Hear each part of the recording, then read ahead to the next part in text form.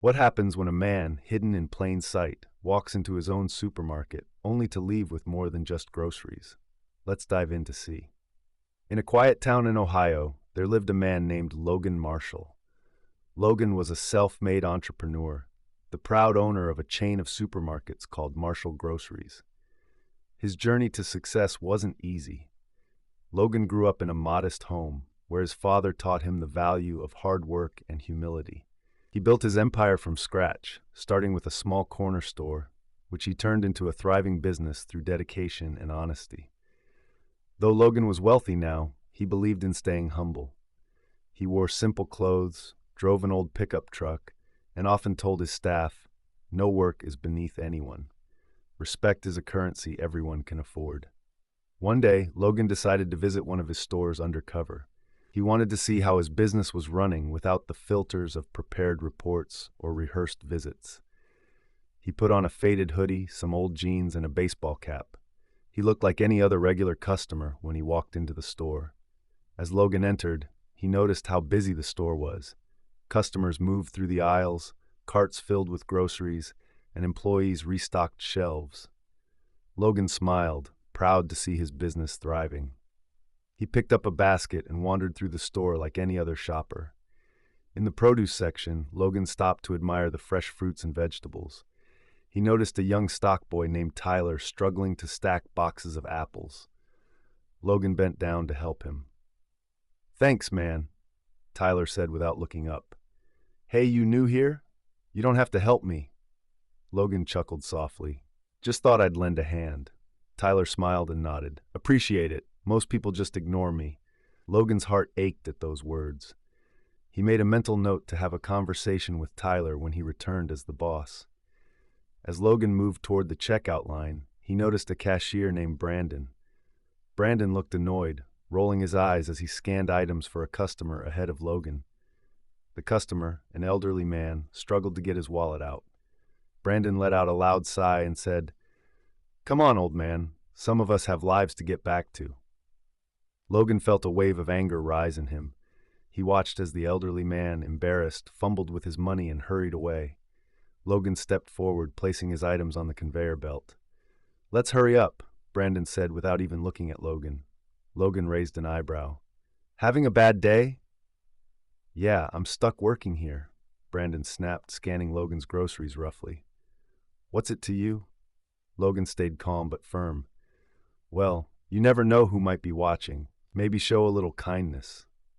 Brandon scoffed. "Yeah, sure, like that makes a difference." Logan paid for his groceries and left the store, but his heart felt as heavy as the bags he carried.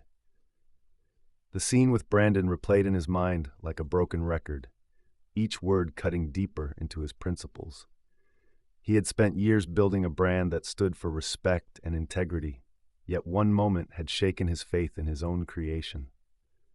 As Logan sat in his truck, staring at the store's bright sign glowing in the evening sky, he asked himself, "How many customers have walked out of my stores feeling hurt, unseen, or disrespected?" The thought gnawed at him. He couldn't let it go. Logan didn't drive home.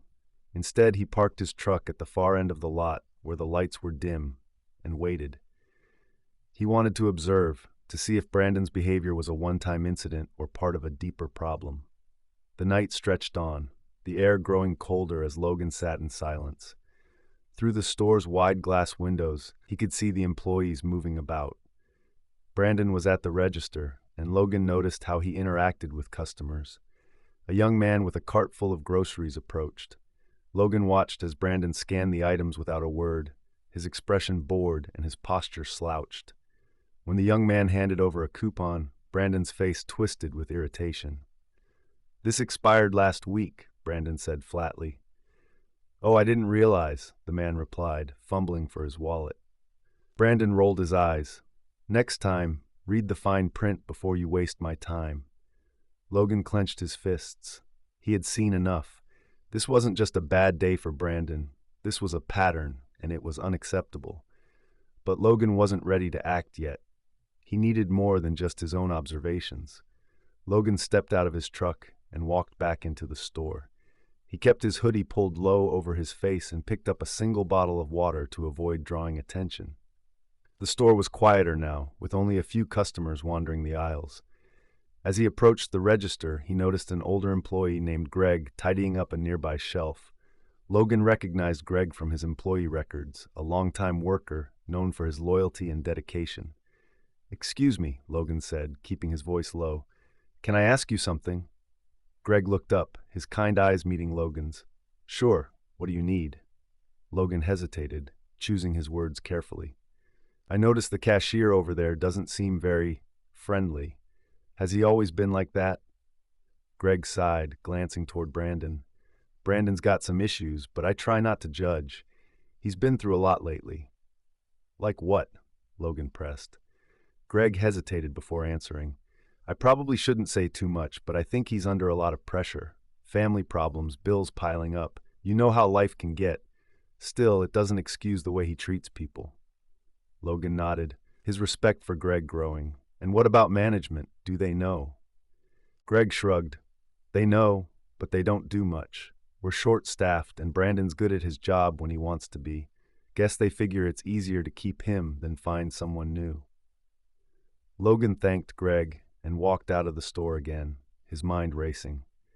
There was more to this story than he'd realized. Brandon wasn't just a rude employee. He was a symptom of a larger problem. The cracks weren't just in one person. They ran through the entire system.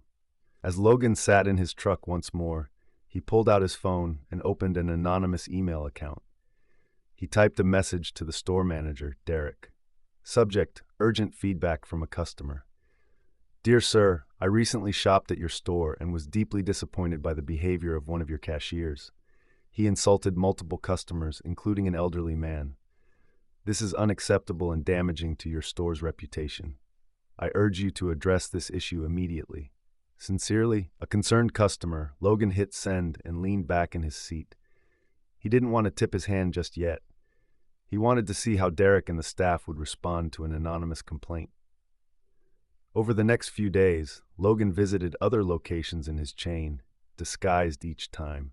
He spoke to employees, observed interactions, and listened to customers. What he found was a mix of pride and disappointment. Most employees were hardworking and kind, but there were others like Brandon, people who had grown frustrated, tired, or disillusioned. Logan began to see the cracks in his own leadership. He had spent so much time expanding the business that he had lost touch with the people at its heart. But Logan wasn't ready to reveal himself just yet. He wanted to gather more information to truly understand the problem before he acted. Back at the original store, Derek received the anonymous email and called a meeting with his team. Logan, still undercover, lingered near the break room door and listened. "Apparently, someone's unhappy with how we're treating customers," Derek said, holding up a printout of the email. "We can't afford bad reviews, people. Brandon, this is about you." Brandon crossed his arms. "So what? One customer complains and now I'm the bad guy?" "It's not just one customer," Derek replied. "We've had other complaints too." Logan watched from the shadows, his emotions swirling. He felt anger at Brandon's defiance, but also sadness. He didn't want to be the kind of boss who ruled through fear or punishment. He wanted to inspire change, not demand it.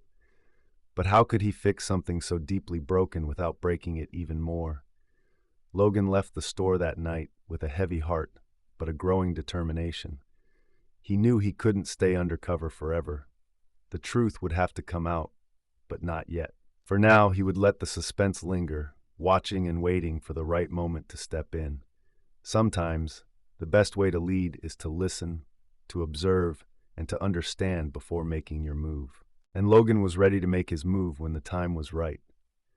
Logan spent the next few nights refining a plan. He wanted to address the issues he had seen without alienating his staff. More importantly, he wanted to uncover the truth behind why employees like Brandon were struggling to uphold the values of Marshall Groceries. The first step of his plan was to set up a secret observation day. Logan enlisted the help of an old friend, Marcus Hale, a former employee who had worked with him in the early days of the business. Marcus was known for his sharp instincts and his ability to connect with people on a personal level. "Marcus," Logan said during a phone call, I need you to go undercover as a customer at the store. Spend some time talking to the employees, especially Brandon. I want to know what's really going on." Marcus agreed, intrigued by the challenge. "You've got it, Logan. Let's figure this out." A few days later, Marcus walked into the store, blending in perfectly with the crowd.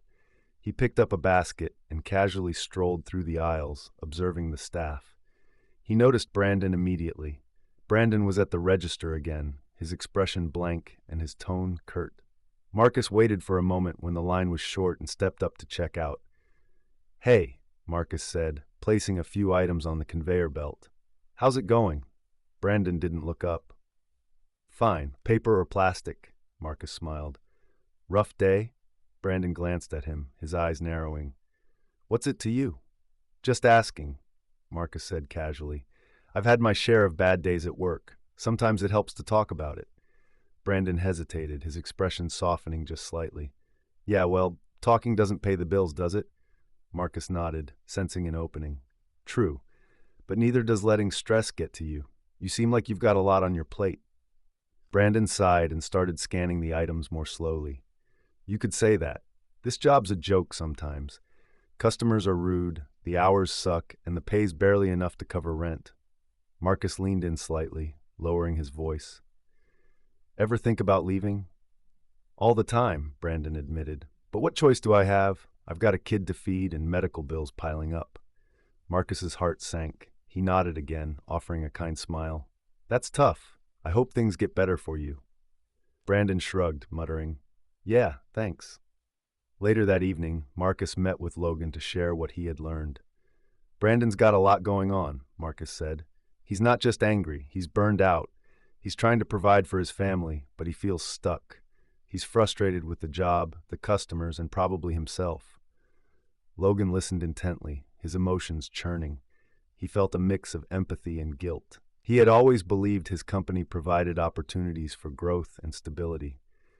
But Brandon's story was a stark reminder that not everyone experienced it that way. "And it's not just Brandon," Marcus continued. "The staff is stretched thin. They're doing their best, but the store is understaffed and morale is low. You've got good people here, Logan, but they need support." Logan nodded, a determined look in his eyes. "I can't let this continue.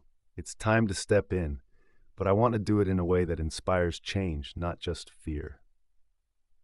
The next morning, Logan arrived at the store early, dressed in his usual suit. He had called a mandatory meeting for the entire staff, but he didn't reveal why. As the employees gathered in the break room, murmurs of curiosity and unease filled the air. When Logan stepped to the front of the room, silence fell. "Good morning," he began, his voice steady but firm. "For those of you who don't know me, I'm Logan Marshall, the owner of this store, and every other Marshall Groceries location."